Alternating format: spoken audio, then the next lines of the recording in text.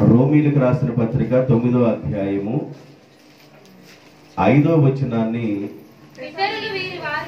ఈరోజు ఈ వాక్యాన్ని క్రిస్మస్ పండుగ సందర్భంగా ధ్యానం చేసుకుందాం. పితరులు వీరివారు శరీరమును బట్టి క్రీస్తు మన పితరులలో నుండి వచ్చెను. ఈయన సర్వాధికారి అయిన దేవుడై ఉండి నిరంతరము స్తోత్రార్హుడై ఉన్నాడు. అందరూ చెప్పండి ఈ మాట. శరీరమును బట్టి క్రీస్తు వీరిలో పుట్టెను. ఈయన సర్వాధికారి అయిన దేవుడై ఉండి నిరంతరము స్తోత్రార్హుడై ఉన్నాడు. అపోస్తుడైన పౌలు గారు రోమా సంఘానికి ఉత్తరాన్ని రాస్తుంటాడు. యేసు ప్రభు ఎవరిలో పుట్టాడో జ్ఞాపకం చేస్తున్నాడు. పితరులు వీరివారు. ఏ పితరుల్లో నుండి యేసుక్రీస్తు బయటికి వచ్చాడు అంటే, మీరు జాగ్రత్తగా వినండి. నేను కొద్ది నిమిషాలు చెప్తాను, క్రిస్మస్ మెసేజ్ కొద్ది నిమిషాలు చెప్తాను, జాగ్రత్తగా వినండి. ఏ పితరుల్లో నుండి వచ్చాడంటే, మత్తయి సువార్తలో 1వ అధ్యాయం మొదలుకొని మనం 15వ వచనం వరకు అలా చదువుకొని అట్లా వెళితే, మీరు చదవబాకండి. అబ్రహాము కుమారుడైన దావీదు కుమారుడైన యేసుక్రీస్తు వంశావళి. అబ్రహాములో నుండి దావీదు గారి దగ్గరికి వచ్చేసరికి 14 తరాలు. అబ్రహాము దగ్గర నుండి దావీదు గారి దగ్గరికి వచ్చేసరికి 14 తరాలు. తరానికి ఎన్ని సంవత్సరాలు? ఒక తరానికి ఎన్ని సంవత్సరాలు? తరానికి చెప్పండి ఎన్ని సంవత్సరాలు? తరానికి 100 సంవత్సరాలు. అబ్రహాము మొదలుకొని దావీదు వరకు 14 సంవత్సరాలు, 14 తరాలు. ఈ 14 తరాల తర్వాత దావీదు మొదలుకొని యూదులు బబులోనుకి వెళ్ళేంత వరకు 14 తరాలు. వాళ్ళు అక్కడి నుండి యేసుక్రీస్తు వచ్చేంత వరకు 14 తరాలు. మొత్తము కలిసి 42 తరాలు. ఎన్ని తరాలు? 42 తరాలు. తరం అంటే 100 సంవత్సరాలు. 42 తరాలు అంటే ఎన్ని సంవత్సరాలు? అప్పుడు ఎన్ని సంవత్సరాలు అమ్మా? కొంచెం 4200 సంవత్సరాలు. అబ్రహాము మొదలుకొని యేసుక్రీస్తు వచ్చేతలికి 4200 సంవత్సరాలు పట్టింది. అబ్రహాము మొదలుకొని యేసుక్రీస్తు ఈ భూమి మీదకి వచ్చేతలికి 4200 సంవత్సరాలు పట్టింది. అయితే పౌలు గారు రోమా సంఘానికి ఉత్తరం రాస్తుంటాడు, పితరులు వీరివారు. పితరులు వీరివారు, వీరిలో నుండి యేసుక్రీస్తు బయటికి వచ్చారు. అంటే 4200 సంవత్సరాలు అబ్రహాము మొదలుకొని ఇస్సాకు, యాకోబు, వాళ్ళ పిల్లలు ఇలా చూసుకుంటూ వచ్చేసరికి 4200 సంవత్సరాల తర్వాత యేసుక్రీస్తు ఈ భూమి మీదకి రావటం జరిగింది. ఇదే పౌలు గారు గలతీ సంఘానికి ఉత్తరం రాస్తూ 4వ అధ్యాయము 4వ వచనం ఏమంటాడంటే, కాలము పరిపూర్ణమైనప్పుడు యేసుక్రీస్తు ఈ భూమి మీదకి రావటం జరిగింది. కాలము పరిపూర్ణమైనప్పుడు యేసుక్రీస్తు ఈ భూమి మీదకి వచ్చాడు. యేసుక్రీస్తు ఈ భూమి మీదకి రావటానికి గల కారణాలు ఏందో ఈరోజు చెప్తాను. 4200 సంవత్సరాలు మన పితరులందరిలో నుండి వారిలో నుండి అంటే అబ్రహాము, ఇస్సాకు, యాకోబు, యోధ యొక్క పిల్లలు, అక్కడ నుండి చదువుకుంటా మనం వెళితే రాజులు కనబడుతుంటారు. వీళ్ళందరిలో నుండి దాటుకొని యేసయ్య కాలము పరిపూర్ణమైనప్పుడు ఈ లోకానికి వచ్చారు. ఇప్పుడు మీరు జాగ్రత్తగా చూడండి, బైబిల్ను జాగ్రత్తగా చూడండి. అబ్రహాము ఇస్సాకును కనెను, ఇస్సాకు యాకోబును కనెను. ఇట్లాగా కనెను అనే మాటలు చదువుకుంటా వచ్చేదానికి మత్తయి సువార్త 1వ అధ్యాయము 16వ వచనం వచ్చేదానికి యాకోబు మరియ భర్త అయిన యేసేపును కనెను. ఆమెయందు క్రీస్తు అనబడిన యేసు పుట్టెను. అంతకుముందు పై లిస్టు మొత్తం వరకు అబ్రహాము ఇస్సాకును కనెను, ఇస్సాకు యాకోబును కనెను, యాకోబు యోధాను, యాకోబు యోధాను కనెను, యోధా తామారునందు పేరేసును కనెను. ఇట్లాగా కనెను అని వస్తుంది. తర్వాత యేసుక్రీస్తు దగ్గరికి వచ్చేసరికి మరియ భర్త అయిన యేసేపు యొక్క తండ్రి పేరు యాకోబు. ఈ యాకోబు వేరు, ఇస్సాకు కుమారుడైన యాకోబు వేరు. అన్ని ఒక్కసారి తిరగమూత వేయవలసిన అవసరం ఏమీ లేదు. యాకోబులు చాలా మంది బైబిల్లో ఉన్నారు. పౌలని పేరు పెట్టుకునే వాళ్ళు చాలా మంది ఉంటారు. నీ పేరు పెట్టుకునే వాళ్ళు చాలా మంది ఉంటారు. ఇలాగా కనెను యేసు ప్రభు ఈ భూమి మీదకి వచ్చినప్పుడు కనెను అన్నాడు. యేసు ప్రభు వచ్చేటప్పటికి ఆయన పుట్టెను అని వ్రాయబడి ఉంది. ఆయన పుట్టెను. ఇంకో మాటలో చదివినప్పుడు ఏం కనబడిందంటే వచ్చేను. నాకెళ్ళి చూడాలి. పుట్టెను, వచ్చెను, ప్రత్యక్షమాయను, పంపబడెను. ఈ 4 మాటల గురించి యేసు ప్రభు గురించి ధ్యానం చేసినప్పుడు మనకు కనబడుతుంది. ఏమేమి కనబడతాయి? పుట్టెను, వచ్చెను, ప్రత్యక్షమాయను, పంపబడెను. గుర్తుపెట్టుకోండి, మరలా గుర్తుపెట్టుకోండి.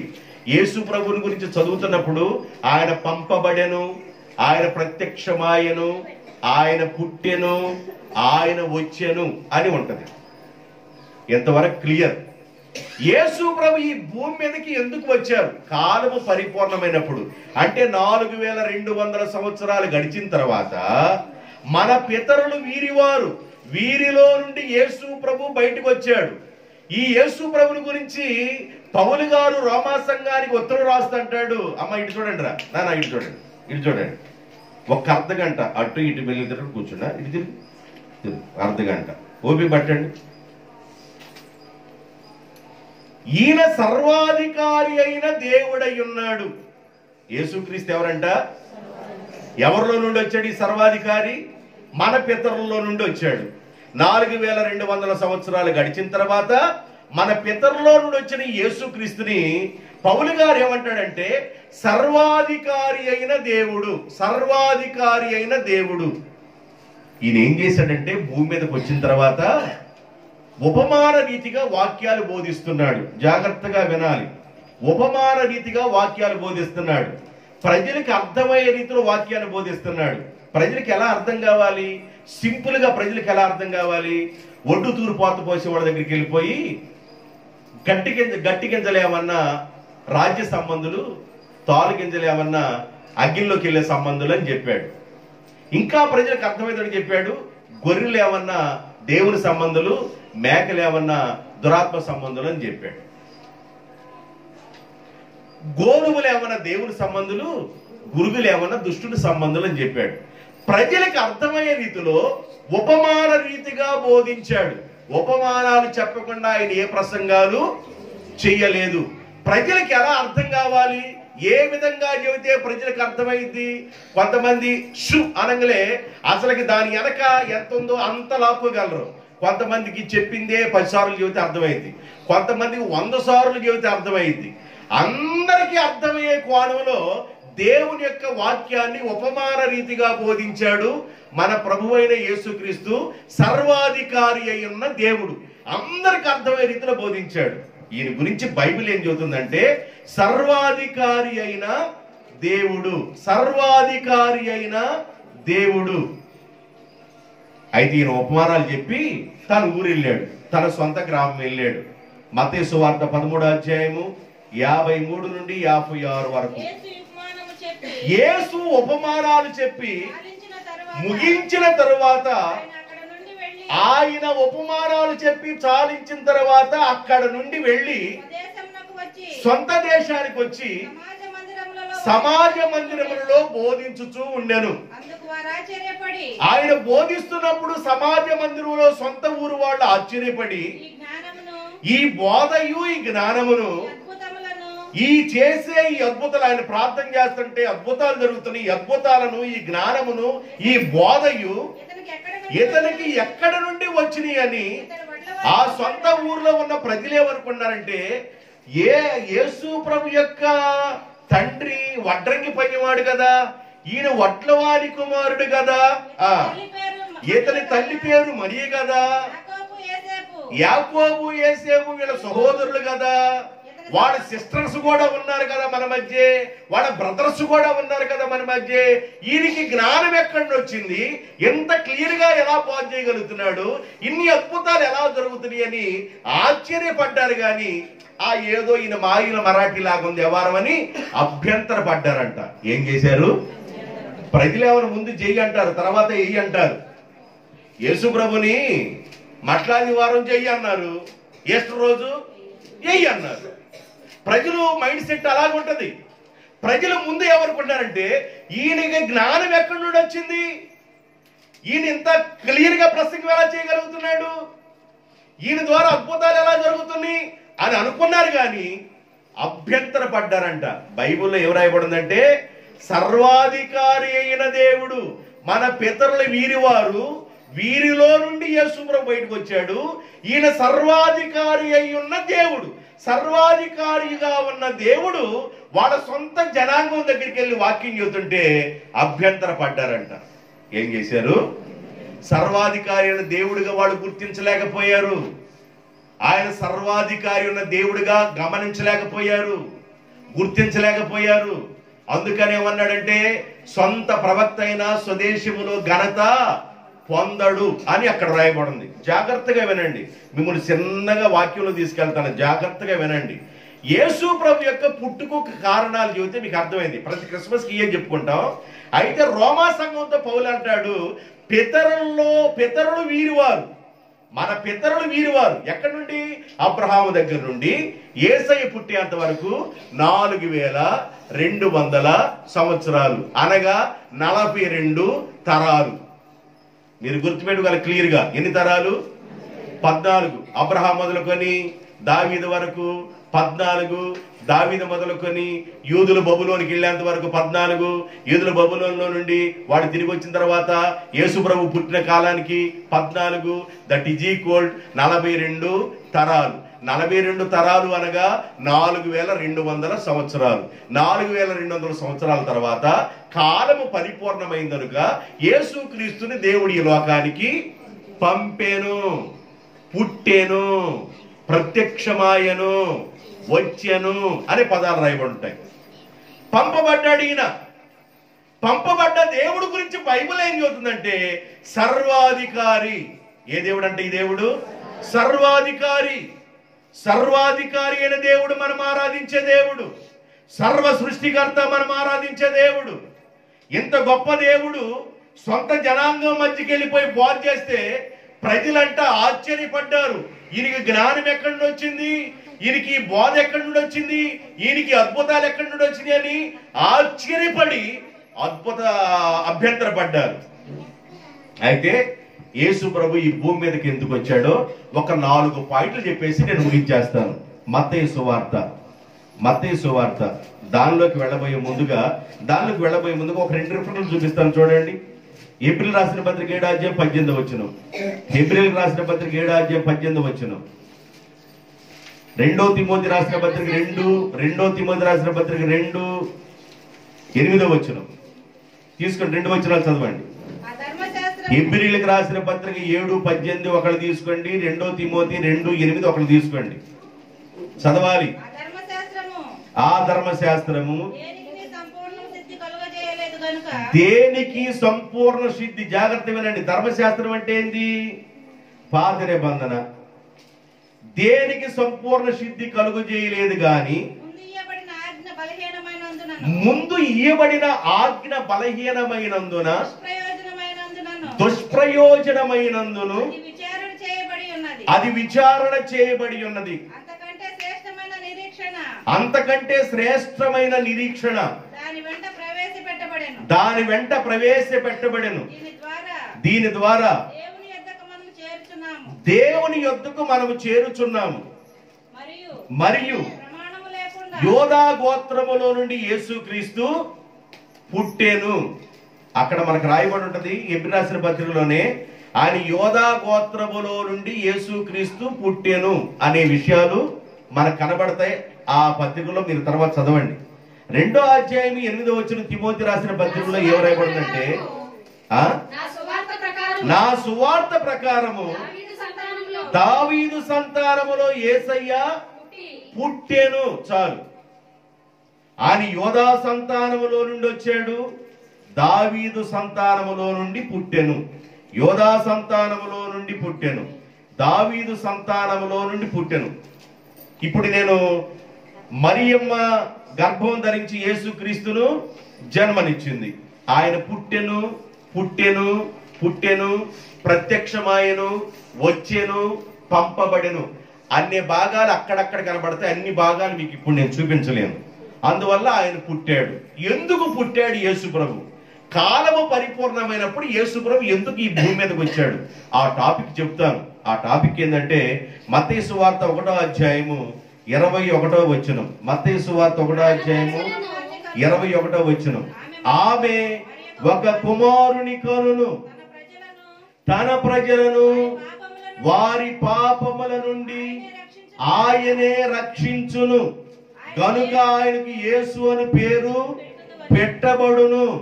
ఆమె ఒక కుమారుని కనును, తన ప్రజలను వారి పాపముల నుండి విడిపించును. యేసు ప్రభు ఈ భూమి మీదకి ఎందుకు వచ్చాడంటే తన ప్రజలను వారి పాపముల నుండి విడిపించును. జాగ్రత్తగా వినండి. ఇందాక ధర్మశాస్త్రం గురించి ఎప్పుడు రాసిన పత్రికలో చదివారు. ఆ ధర్మశాస్త్రం అంట కొంచెం లోపంగా కన్నట్లుగా కనబడుతుంది. ధర్మశాస్త్రం ఏం చెబుతుందంటే ఎవరైనా కూడా పాపం చేస్తే పాపం చేస్తూ ఉండగా ఎవరైనా పట్టబడితే ఆ వ్యక్తుల్ని ఏం చేయమని ధర్మశాస్త్రం చెబుతుంది? రాళ్లతో, మీకు అందిన రాళ్ళు అందినట్టు తీసుకొని రాళ్లతో కొట్టి చంపండి అని ధర్మశాస్త్రం చెబుతుంది. రెండమ్మా, ధర్మశాస్త్రం ఏం చెబుతుందంటే అవన్న కుర్చీలు కూడా వేసేయండి.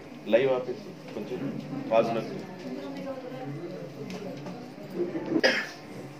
నా వైపు చూడండి. బైబిల్ ఏం చెబుతుందంటే పాపులను రక్షించుటకు యేసుక్రీస్తు ఈ లోకమునకు వచ్చెను.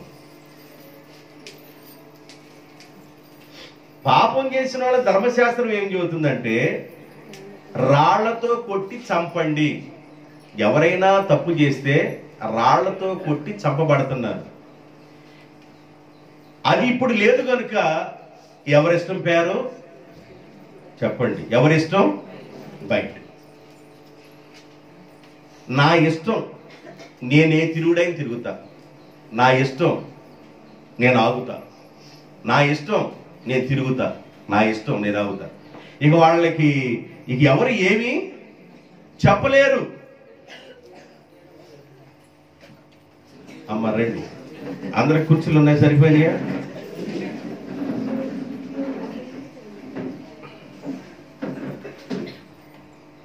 సరే,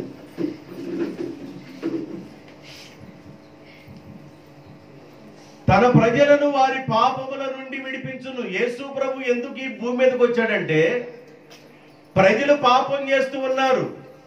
పాపం చేస్తున్న ప్రజలు ధర్మశాస్త్ర ప్రకారము రాళ్లతో కొట్టబడి చంపబడతా ఉన్నారు. వాళ్ళకి శిక్ష పడుతుంది, వాళ్ళు చంపబడతా ఉన్నారు. అయితే యేసు ప్రభు యొక్క ఉద్దేశం ఏంటంటే పాపి తన పాపంలో మరణించడం దేవునికి ఇష్టం లేదు కనుక, పాపంలో ఉన్నవాడు పాపంలోనే మరణించడం దేవునికి ఇష్టం లేదు కనుక కాలము పరిపూర్ణమైనప్పుడు యేసుక్రీస్తు ఈ భూమి మీదకి ఎందుకు వచ్చాడంటే పాపులను రక్షించున్నట్లుగా వచ్చాడు.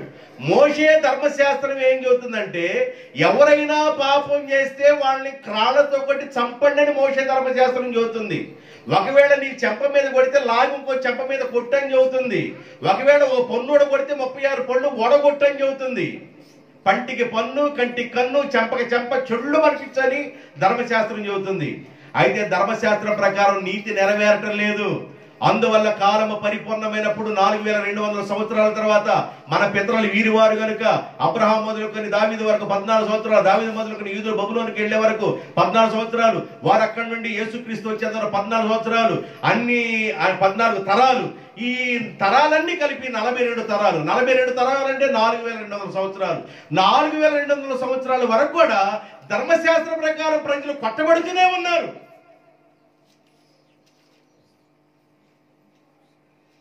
విలియం కేరీ గారు భారతదేశం రాకమునుపు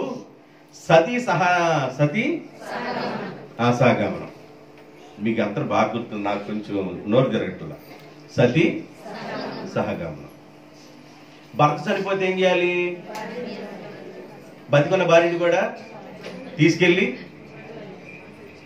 ఇప్పుడు ఒకవేళ అది ఉంటే ఏం చేస్తాడు? అయ్యా దండం పెడతానయ్యా, కొట్టుకుంటున్నాడు అయ్యా సాహుబాగ్, అయ్యా అయ్యా దండం పెడతాను, నీతో పాటు నన్ను కూడా తీసుకెళ్తారు అయ్యా. అసలు ఈయన పోతాడు అనగలేని ఈ ఊర్లో నుంచి లేకుండా పోయితే. సతీ సహగమనం గాని ఒకవేళ ఉన్నట్లయితే, విలియం కేరీ గాని దాన్ని బాగు చేయకుండా గాని ఉన్నట్లయితే ఎంతమంది బలైపోయేవాళ్ళు. యేసుక్రీస్తు 4200 సంవత్సరాల తర్వాత ఎందుకు వచ్చాడు? కాలము పరిపూర్ణమైనప్పుడు ఎందుకు వచ్చాడంటే, ధర్మశాస్త్ర ప్రకారము పాపిగానే చనిపోతున్నారు, రాళ్లతో కొట్టబడి చనిపోతున్నారు. ధర్మశాస్త్రము నీతి నెరవేర్చడం లేదు గనుక యేసుక్రీస్తు పాపముల నుండి విడిపించడానికి ఆయన ఈ లోకానికి వచ్చారు. ఆయన అంటాడు, అమ్మా నిన్నెవరు శిక్షించలేదా? లేదు ప్రభువా.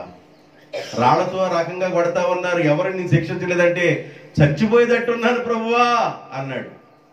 రాళ్ళు తీసుకొని వచ్చారు, ఈమె పరిగెత్తుకు వచ్చి యేసు ప్రభు పాదాల మీద పడ్డది. ప్రజలందరూ రాళ్ళు వేయటానికి సిద్ధంగా ఉన్నారు. నువ్వేమైనా చెబుతావు పోతక్కడ ఆఖరి ప్రసంగం ఏమైనా నీ కోసం అన్నాడు. నేను ఆఖరి ప్రసంగం ఏం చేస్తాను కానీ ఒక మాట చెబుతాను. యాకోబుగా మన నా సూర్య సందులో నువ్వే కదరా అని యాకోబు గురించి రాశాడు. యాకోబు కూడా రాయి ఆడపడేసి వెళ్ళిపోయాడు. అరే మత్తయ్య నువ్వేడున్నావురా, దొత్తపొత్తుకొని తిరుగుతున్నావు కదని ఆడి గురించి రాశాడు. మా అత్తయ్య గురించి, యాకోబు గురించి, అక్కడ ఉన్న వాళ్ళందరి గురించి రాసుకొస్తే, ఓరి నాయనో నాది సీక్రెట్ గా ఉంది, నేను సీక్రెట్ సిన్నర్ని, ఈయన అంత బహిర్గా ఈయన బయటికి తీసుకొస్తున్నాడు కాబట్టి ఇక అన్ని అందరూ రాళ్ళు పడేసి వెళ్ళారు. పాపులను రక్షించుటకు యేసుక్రీస్తు లోకానికి పంపబడ్డాడు, వచ్చెను, ప్రత్యక్షమాయను, జన్మించెను, పుట్టెను అనే పదాలు ఎక్కడైతే జరుగుతున్నాయో ఇదంతా యేసుక్రీస్తు గురించే బైబిల్ రాయబడింది. అన్ని నేను చెప్పలేను కదా. పుట్టెను, జన్మించెను, ప్రత్యక్షమాయను, వచ్చెను, ఇవన్నీ ఆయన సంబంధించిన మాటలు. ఎందుకు వచ్చాడు, ఎందుకు ప్రత్యక్షమయ్యాడు, ఎందుకు జన్మించాడు, ఆయన రావటానికి గల కారణాలు ఏంటంటే, నెంబర్ 1 పాపులను రక్షించుటకు యేసు ప్రభు ఈ లోకానికి వచ్చాడు. నువ్వే పాపులను అన్న ఉండు, నీకే బలహీనత అన్న ఉండని. యేసయ్య దగ్గరికి రాకమునుపు అందరూ బలహీనతలు ఉన్న వాళ్ళే, ఎవరు బలహీనత లేని వాళ్ళు లేరు. లేదు నేను ఈ బలహీనతలో బ్రతకూడదు. ఈ రోజు నుండి ఈ క్రిస్మస్ పండుగ రోజున నేనేమి తీర్మానం చేసుకోవాలంటే, నేను ఈ బలహీనతలో నా జీవితం అంతా నేను బ్రతకూడదు, నా జీవితాన్ని నేను మార్చుకోవాలి, నా పరిస్థితి నేను మార్చుకోవాలి. ఈ క్రిస్మస్ పండుగ రోజునైనా కూడా నా లైఫ్ నేను టర్న్ చేసుకుంటే నా ఫ్యామిలీ బాగుండిద్ది, నన్ను బట్టి నా కుటుంబం బాగుండిద్ది, నన్ను బట్టి నా పిల్లలు బాగుంటారు. భార్యకు భర్త శిరస్సు అండి. భార్యకు భర్త ఎవరు? శిరస్సు. భర్తకు శిరస్సు ఎవరు? యేసుక్రీస్తు. యేసుక్రీస్తుకి శిరస్సు ఎవరు? తండ్రి. కాబట్టి ఇది ఒక ఇంజన్ టైప్ అన్నమాట. కాబట్టి ఒకవేళ ఇంజన్ అంతా బాగా, తండ్రి బాగానే ఉన్నాడు, కుమారుడు బాగానే ఉన్నాడు, కుమారుడు ఇక పురుషుడి దగ్గరికి వస్తే తలగా ఉన్నాడు. ఒకవేళ కుటుంబ యజమాని గాని ఒకవేళ పాడైపోతే, కుటుంబ యజమాని గాని సరిగా లేకపోతే, కుటుంబ యజమాని గాని కరెక్ట్ వేలో లేకపోతే ఆ కుటుంబాన్ని ఎవరు కడతారు? ఎవరు బాగు చేయగలరు? ఎవరు సరి చేయగలరు? అందువలన ఈ క్రిస్మస్ సందర్భంగా యేసయ్య ఎందుకు జన్మించాడంటే, నీవు మారటం కోసమే జన్మించాడు, మార్పు రావటం కొరకే ఆయన పుట్టాడు. ఒకవేళ కానీ నువ్వు మారినట్లయితే బైబిల్ ఏం చెప్తుందంటే, నీ పిల్లలు ఆశీర్వాదకరముగా ఉందురుగాక, నీ పిల్లలు దీవించబడుదురుగాక, నీ పిల్లలు గొప్పగా మేలు పొందుదురుగాక. బైబిల్ చెబుతుంది, నీతిమంతుల యొక్క పిల్లలను నేను విడిచిపెట్టను, నీతిమంతుని యొక్క సంతానాన్ని నేను భిక్షమెత్తని అన్నాడు. యేసయ్య ఈ లోకానికి రావటానికి మొదటి కారణం పాపులను రక్షించడానికి యేసుక్రీస్తు ఈ లోకంలోనికి వచ్చాడు. నెంబర్ 2, రెండవ కారణం యెషయా గ్రంథం 9వ అధ్యాయము 2వ వచనం. యెషయా గ్రంథం 9వ అధ్యాయము 2వ వచనం. చీకటిలో నడుసు జనులు వెలుగును చూచుచున్నారు, మరణ ఛాయ గల దేశ నివాసుల మీద వెలుగు ప్రకాశిస్తూ ఉంది. జాగ్రత్తగా వినండి. యేసు ప్రభు ఈ లోకానికి ఎందుకు వచ్చాడంటే చీకటిలో ఉన్న జనులు వెలుగును చూడటానికి. యేసయ్య ఎందుకు ప్రత్యక్షమయ్యాడంటే, యేసయ్య ఎందుకు పుట్టాడంటే, యేసయ్య రావటానికి గల కారణం ఏంటంటే చీకటిలో ఉన్న ప్రజలు వెలుగు చూడటానికి. చీకటిలో ఉన్న వాళ్ళకి వెలుగు ఉదయించను. యెషయా ప్రవక్త ప్రవచించాడు. చీకటిలో ఉన్నవారు, మనిషి జీవితాల మీద ఆశ లేకుండా ఉన్నవాళ్ళు, చీకటిలో సంచరించువారు తమ ఎక్కడికి వెళతారో ఎరగకుండా ఉన్నవాళ్ళు, మరణ ఛాయల్లోను మరణపు అంచుల్లో ఉన్నవాళ్ళు, మరణపు నీడ కింద ఉన్న వాళ్ళకి ఆయన వెలుగివ్వటానికి, చీకటిలో ఉన్న వారికి వెలుగివ్వటానికి యేసయ్య ఈ లోకానికి రావడం జరిగింది. ఇది యెషయా ప్రవక్త 900 సంవత్సరాలకు ముందుగా యేసు ప్రభు ఎందుకు వస్తాడు అని రాయబడిందంటే చీకటిలో ఉన్న వారి కొరకు ఆయన వస్తాడు, మరణ ఛాయలో ఉన్న వారికి వరకు ఆయన వస్తాడు. దాన్ని నెరవేర్పు మత్తయి అంటాడు 4వ అధ్యాయం 15, 16 వచనాలు చదువుకుంటే వెళితే, చీకటిలో కూర్చున్న ప్రజలు గొప్ప వెలుగును చూచున్నారు, మరణ ప్రదేశములోను మరణ ఛాయలోను కూర్చున్న వారికి వెలుగు ఉదయించెను. ప్రవక్త అయిన యెషయా 900 సంవత్సరాలు చెప్పిన మాట కాలము పరిపూర్ణమైనప్పుడు యేసయ్య వచ్చాడు కాబట్టి గలతీ పత్రిక 4:4 ప్రకారం ఇది నెరవేరెను. యేసుప్రభు ఎందుకు వచ్చాడు? నెంబర్ 1, పాపులను రక్షించడానికి యేసుప్రభు వచ్చాడు. ఒకవేళ ఏ బలహీనతలో ఉన్నావో, ఏ పాపంలో ఉన్నావో, ఏ వ్యసనంలో ఉన్నావో వాటన్నిటినీ క్రిస్మస్ పండుగ రోజున విడిచిపెట్టి నీ హృదయాన్ని గాని దేవునికి గాని సమర్పించినట్లయితే అదే నిజమైన క్రిస్మస్ పండుగ.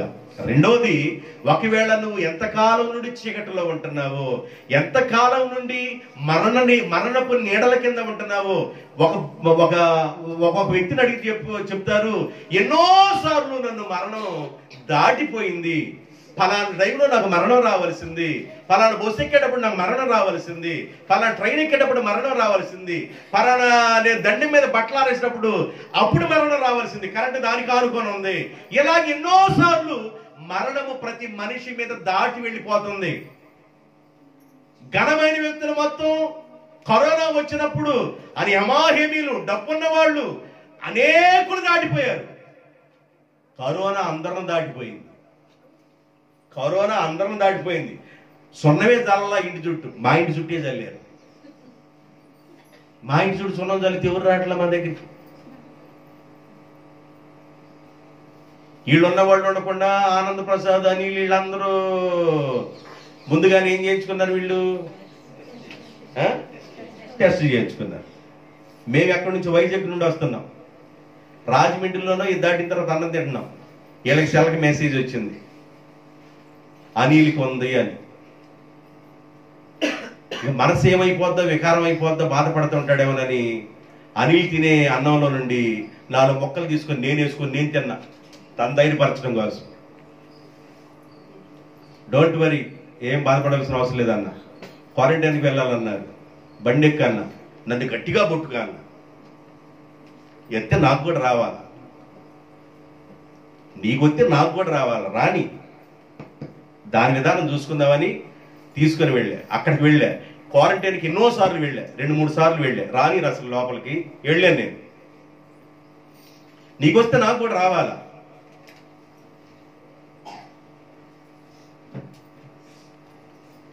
ఇకట గనంలే ఇక దీని చుట్టూరు బ్లీచింగ్ పౌడర్ చల్లారో నాకు తెలియదు, సున్నమే చల్లారో నాకు తెలియదు, మొత్తం చల్లారు. వాటర్ బాటిల్ అన్ని కొనుక్కొని ఏమేమి కావాలి అన్ని కొనుక్కొని ఐటమ్స్ తీసుకొని వెళ్ళిపోయాడు. దేవుని దయ వల్ల 6 రోజుల్లో ప్రశాంతంగా ఇంటి దిగి వచ్చారు. మేము అంతకుముందు నుండి దొంగకుండా ఉన్నాం ఇంట్లో. బయటికి తగ్గితే దేవం ఎవరికని చెప్పిద్దేమో. ఆమె చెప్పాలి, చెప్పకపోతే అరెస్ట్ చేసిద్దాన్ని. కాబట్టి దేవమ్మ ఈ పలానాయన దగ్గుతున్నాడని చెప్పిద్దేమని మా బాధ మాది. దగ్గు కూడా మామూలుగా రావట్లా. మామూలు దగ్గు వేరు, ఆ దగ్గు వేరు. ఒక పక్క సంటి దగ్గుతుంది, ఒక పక్క నేను దగ్గుతున్నాను. ఇక లోపల ఇక ఎంత పైన దగ్గుపాడు, కిందకు వచ్చిన తర్వాత బాగున్నారా అని అనుకోవటం, మెదలకుండా వెళ్ళిపోవటం, పైన దగ్గుకోవటం.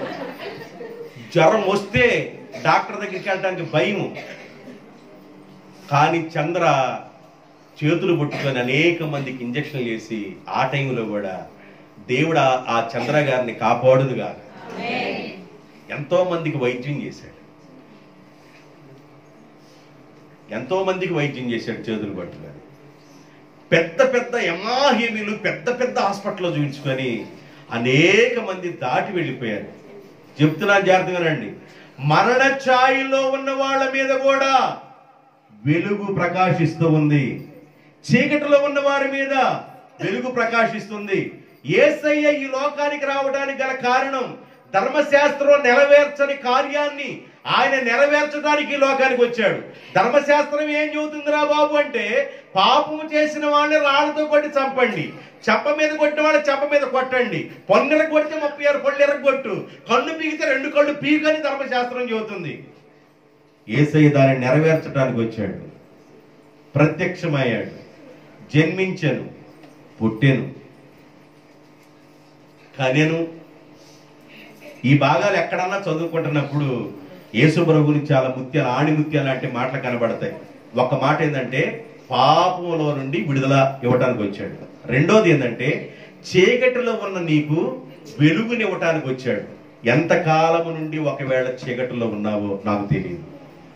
ఈరోజు ఆ చీకటిని వదిలిపెట్టి వెలుగులోకి రావాలని దేవుడు స్పష్టంగా మనతో మాట్లాడుతున్నారు. చీకటిలో ఉన్న వారి కోసం ఏమి జరుగుతుంది? లోకాసు వార్త 1వ అధ్యాయము 19వ వచనం. లోకాసు వార్త 1వ అధ్యాయం 19వ వచనం. లోకాసు వార్త 1వ అధ్యాయము 19 కాదు, అది ఎక్కడ ఉంటుంది? చీకటిలో ఉన్న వారికి అరుణోదయ దర్శనం అనుగ్రహించిన 70 లోకాల్లోనే ఉంటుంది అరుణోదయ దర్శనం అని. నేను రాసుకుంటే తప్పు రాసినట్టున్నాను.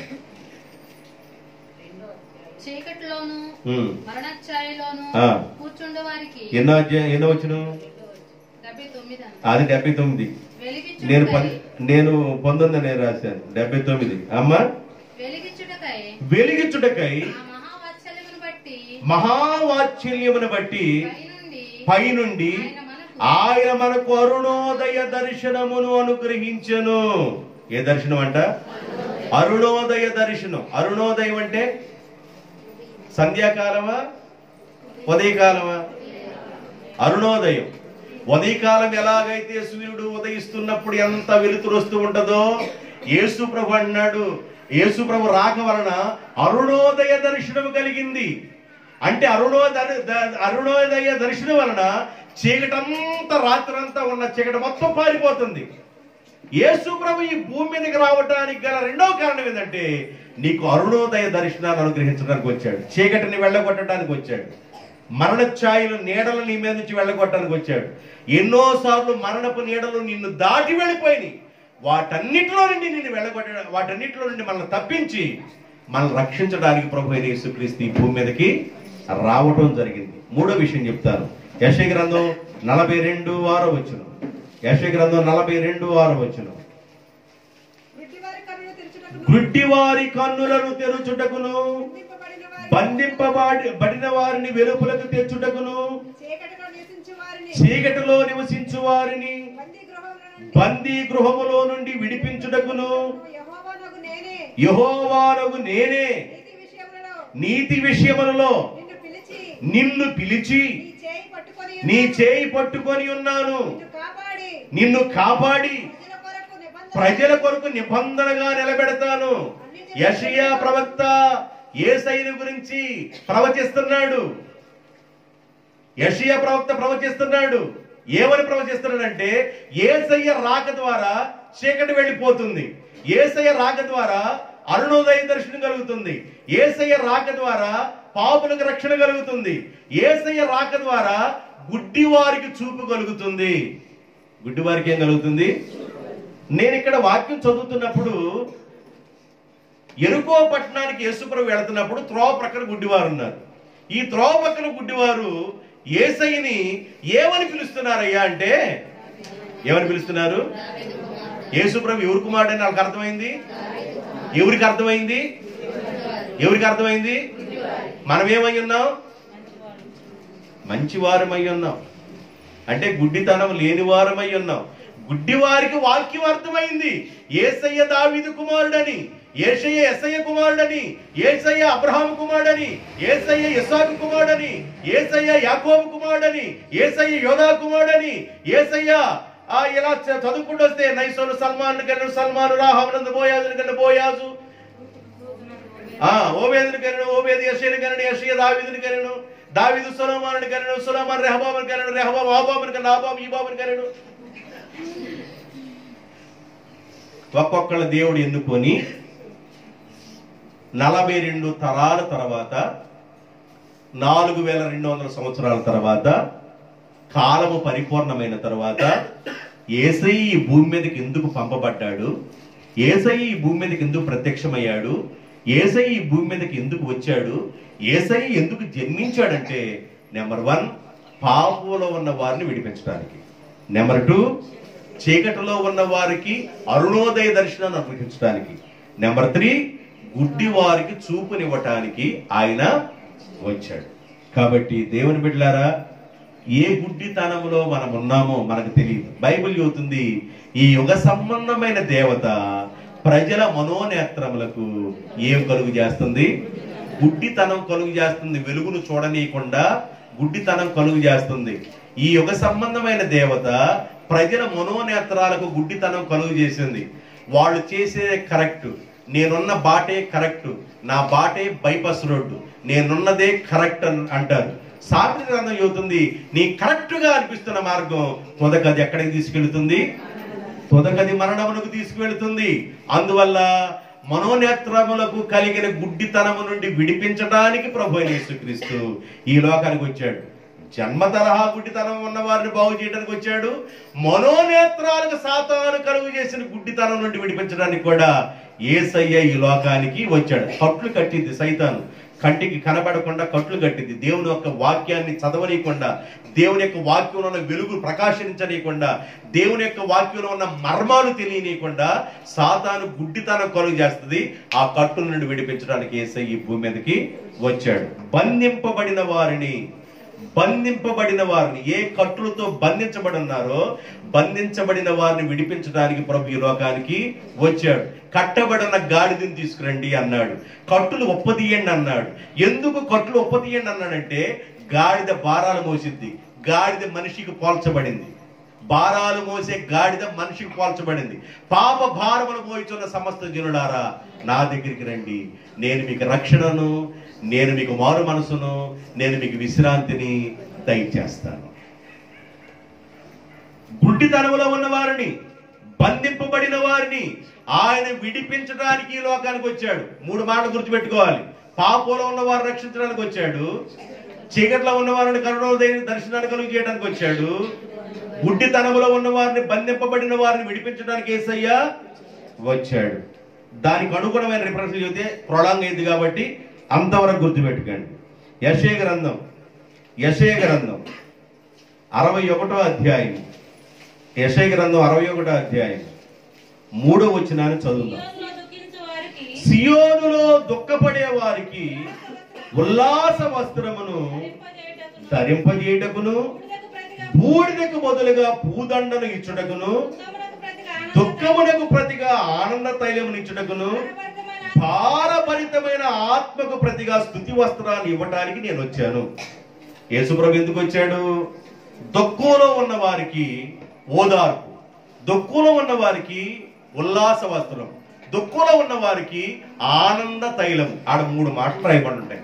ఓదార్పు, ఉల్లాస వస్త్రము, ఆనంద తైలము ఇవ్వటానికి నేను వచ్చాను. నేను ఈ 3 మాటల గురించి వేకుంజానం వివరించాను, మరలా మీకు వివరించవలసిన అవసరం లేదు. దుఃఖంలో ఉన్న వారికి ఓదార్పు, దుఃఖంలో ఉన్న వారికి స్తుతి వస్త్రాన్ని, దుఃఖంలో ఉల్లాస వస్త్రాన్ని, దుఃఖంలో ఉన్న వారికి ఆనంద తైలం ఇవ్వడానికి నేను వచ్చాను. ఒకవేళ ఏ విషయంలో దుఃఖపడుతున్నావో, ఏ విషయంలో నువ్వు వేదన చెందుతున్నావో, దేని గురించి నువ్వు బాధపడుతున్నావో, నీ మనసులో ఉన్న వేదనకు కారణం ఏంటో నాకు తెలియదు, కానీ ఏ విషయంలో నువ్వు దుఃఖపడుతున్నా కూడా ఆ హృదయంలో ఉన్న దుఃఖంలో నుండి నిన్ను విడిపించి నీ మీద ఆనంద తైలాన్ని పోయటానికి నేను పంపబడ్డాను, నేను ప్రత్యక్షమయ్యాను, నేను వచ్చాను. అహరోను తల మీదుగా దిగజారుచు, అహరోను తల మీదుగా కారుచు, అతని అంగీలంచు వరకు దిగజారిన పరిమళ తైలం వలె ఈ ఆనంద తైలము ఉండును. ఆనంద తైలం ఎక్కడైతే ఉండునో అక్కడ ఆశీర్వాదమును, శాశ్వతమైన జీవమును ఉండవలనని యెహోవా సెలవిచ్చి ఉన్నాడు. ఈ ఆనంద తైలం మన మీద పొయ్యబడాలి, అభిషేకం మన మీదకి రావాలి. అభిషేకం రావటం ఏంది నాయనా? అభిషేకం రావటం ఏంది? ఇది ఒక ప్రత్యేకమైందా అని మీరు అనుకుంటారేమో. అభిషేకం వేరు, మన మీద వచ్చే అనైంటింగ్ వేరు. ఏలియా మీద ఉన్న అభిషేకం ఎలీషా మీదకి వచ్చినప్పుడు జరిగిన కార్యాలు వేరు. ఏలియా మీద ఉన్న అభిషేకం ఉన్నప్పుడు జరిగిన కార్యాలు వేరు. మోషే మీద ఉన్న అభిషేకం ఉన్నప్పుడు జరిగిన కార్యాలు వేరు. యెహోషువ మీద అభిషేకం ఉన్నప్పుడు జరిగిన కార్యాలు వేరు. శిష్యుల మీద అభిషేకం ఉన్నప్పుడు జరిగిన కార్యాలు వేరు. అభిషేకం కార్యాలను జరిగిస్తుంది, అభిషేకం ఆశీర్వాదం తీసుకొస్తుంది. కాబట్టి అభిషేకం మన మీద పొయ్యబడాలి. దుఃఖంలో ఉన్న వారి మీదకి ఆనంద తైలము వస్తుంది. దుఃఖంలో ఉన్న వారికి ఏమొచ్చింది? ఆనంద తైలము, స్తుతి వస్త్రము, తర్వాత ఓదార్పు పొందుతారు. బూడిదకు బదులుగా పూదండ. బూడిదంటే ఏంది? అవమానాలు. అవమానాలు, అవమానాల్లో బ్రతుకుతున్నావేమో, నిట్టూర్పులు ఇడుస్తున్నావేమో. నువ్వు ఎక్కడైతే అవమానం పొందావో, ఎక్కడైతే నిట్టూర్పులు ఇడుస్తున్నావో, ఎక్కడైతే నీ తల ఉంచుకునేటట్లుందో అదే ప్లేసులో నీ తలను లేవనెత్తేటట్లుగా దేవుడు చేయటానికి ఆయన ఈ లోకానికి వచ్చాడు. అవమానం పొందిన స్థలములోనే, నువ్వు ఏ స్థలములో అయితే నిందించబడ్డావో, ఏ స్థలములో అయితే అవమానపరచబడ్డావో, అవమానం పొందిన స్థలములోనే దేవుడు నిన్ను ఊరేగించడానికి బూడిదకి బదులుగా ఆయన పూదండ వేయటానికి వచ్చాడు. యేసుప్రభు ఎందుకు జన్మించాడండి? క్రిస్మస్ పండుగ యొక్క అర్థం ఏంది? యేసుప్రభు ఈ భూమి మీదకి రావడానికి కారణం ఏంది? యేసుప్రభు ఎందుకు ప్రత్యక్షమయ్యాడు? యేసుప్రభు రావడానికి గల కారణం ఏంది? యేసుప్రభు పంపబడటానికి గల కారణం ఏంటంటే పాపంలో ఉన్న వారికి విడుదల కలగజేయడానికి, ధర్మశాస్త్రంలో ఉన్న వారిని విడిపించడానికి వచ్చాడు. ధర్మశాస్త్రం ముందు అసలు మెయిన్ అడ్డుబండ, దానిలో నుండి విడిపించడానికి ప్రభు అయిన యేసుక్రీస్తు వచ్చాడు. ధర్మశాస్త్ర ప్రకారం ఏం చెబుతుందంటే, ఒక గొర్రె వెళ్ళింది, ఆ గొర్రె వెళ్ళిపోయి విశ్రాంతి దినాన మురుగు గాల్లో పడ్డాది, మురుగు గుంటలో పడ్డాది. విశ్రాంతి దినాన పనివాడికి పని చెప్పకూడదు, విశ్రాంతి దినాన ఎవడు ఏ పని చేయకూడదు, విశ్రాంతి దినాన్ని అసలు పొయ్యి పెట్టకూడదు, విశ్రాంతి దినాన దేవుణ్ణి ఆరాధించాలా. మరి బురదలో పడ్డ గొర్రె పరిస్థితి ఏంది? అది అనుకుంటా దిగిపోతే దిగిపోతే దిగిపోతే మూతి కూడా అలాగ కొద్ది చివర ఉంది, ఇక అంటే ఇక చచ్చిపోద్ది.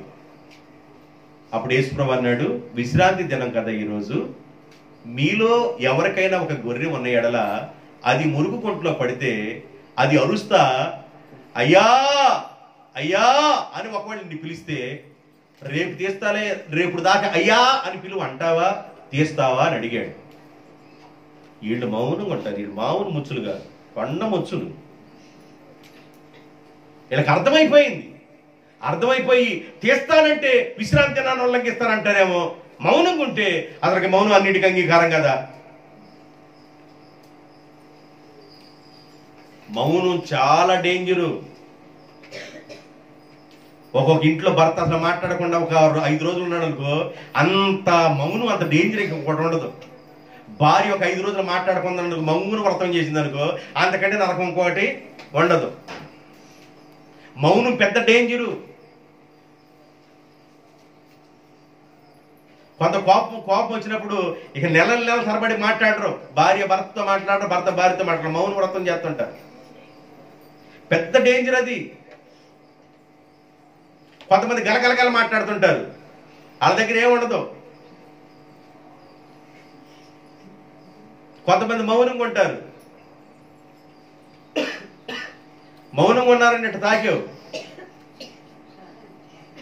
మౌనంగా ఉన్నారని ఇట్లా తాకి షాక్ కొట్టి తాకబాకండి గబాలన. ప్రియులారా, ఆడవాళ్ళ జోడికి ఎవరు వెళ్ళబాకండి. ఇట్లా తాకారంటే చచ్చిపోతారు మీరు, కరెంట్ షాక్ కొట్టినట్టే.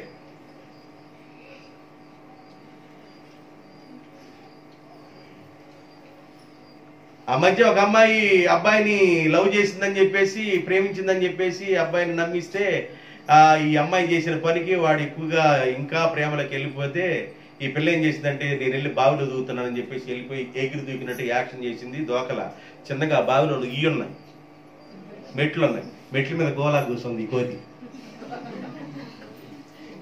వీడికి ఈత రాదు, ఈ దూకనే దూకిందని దూకాడు. అంట మునిగిపోయాడు. చూస్తానంత పైకి వచ్చింది. ఆడవాడు జోలికి వెళ్ళబాకండి దేవుళ్ళారా మామూలుగా. అంటే మగవాళ్ళు అంత మంచోళ్ళు అంటారా?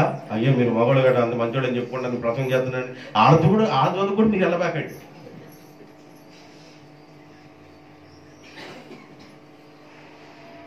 కొంతమంది మౌనం ఉంటారు. డేంజర్ జోన్ అనమాట మౌనం. చాలా డేంజర్ జోను, మీరు గుర్తుపెట్టుకోవాలి. ఒక ఆడపిల్ల చక్కగా కిలకిలలాడుతా మాట్లాడి దాని దగ్గర ఏముండదు. సంపూర్ణంగా కూడా ఎవరు అన్నారంటే ఏంది అసలు? ఆ నవ్వుకి అర్థమైంది, సంపూర్ణత ఉండదా? కొంతమంది చూడు సంపూర్ణంగా హార్ట్ఫుల్ నవ్వుతారు. నవ్వు వచ్చినాడు ఒకసారి నవ్వండి.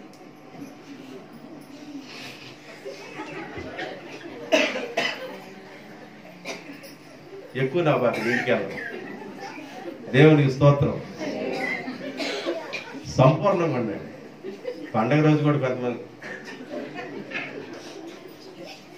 ఇంటికి వెళ్ళిన దగ్గర నుంచి మీ ఆయనకి ఇళ్ళకాయ చూస్తాం.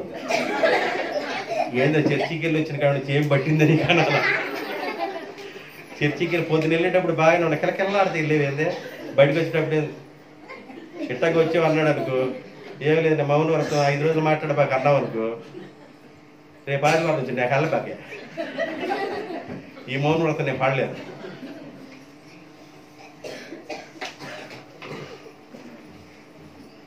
కొంచెం మిమ్మల్ని కొంచెం నవ్వించడానికి చెప్పానులే, జాగ్రత్తగా వినండి.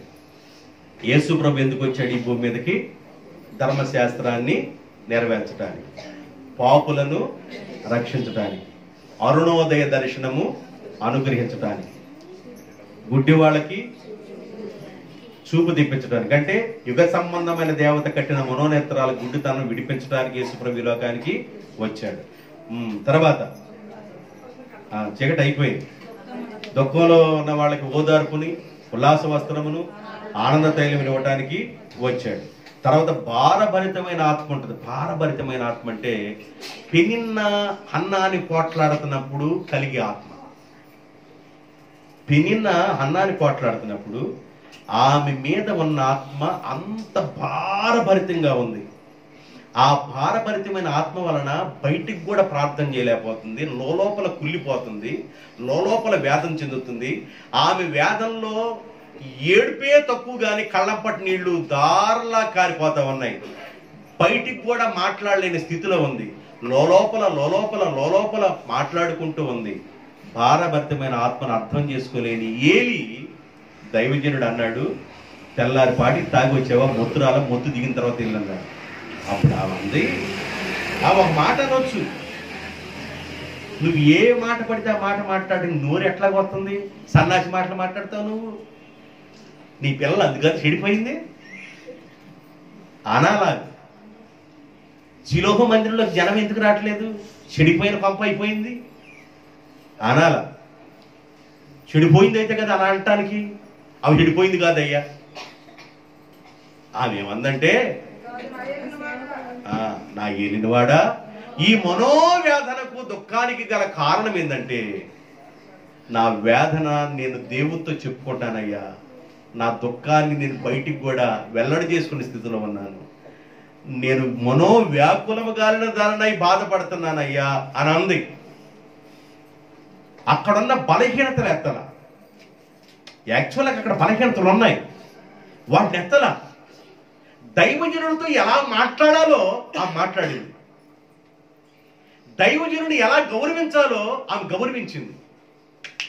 వెంటనే దైవజనుడి మీద అభిషేకం ఉంది కనుక ఏమన్నాడంటే, నువ్వు ఏ విషయంలో బాధపడుతున్నావో ఆ విషయంలో దేవుడు నీకు సహాయము దయచేయనుగాక అన్నాడు. ఆ వెడుతున్నప్పుడు దేవుడే పట్టించుకొని గర్భం తెరవచ్చు కదా. దైవజనుడు మాట్లాడకపోతే, దైవజనుడు నుంచి మాట రాకపోతే ఆయన ఎందుకు మౌనం ఉండాలి? ఆయన గర్భం తెరవచ్చు కదా. లేదు లేదు లేదు లేదు. అపోస్తుల కార్యంలో దేవుడు మాట్లాడతాడు. 3వ అధ్యాయం చివరి వచనంలో అంటాడు, మీలో సేవకుని ఎందుకు పుట్టించాడంటే మీ దుష్టత్వములను మళ్లించి మిమ్ములను ఆశీర్వదించినట్లుగా దేవుడు సేవకుడు పుట్టించాడు. బిలాముతో అంటాడు, నీ నోట ఆశీర్వాదం ఉంది, ఆశీర్వాదమే మాట్లాడు అన్నాడు. సేవకుడు మాట్లాడాలి, సేవకుడు నోరు తెరవాలి, జరుగునుగాక. సేవకుడు నోరు తెరిచి ఏదైతే మాట్లాడతాడో అది జరుగుతుంది. అందువల్ల దేవుడు ఈ సేవకుడు అది జరుగునుగా కనగలే దేవుడు అన్నాడు, ఆమెనన్నాడు. కళ్ళు నీళ్ళు తుడుచుకొని ఇంటికి వెళ్ళిపోయింది.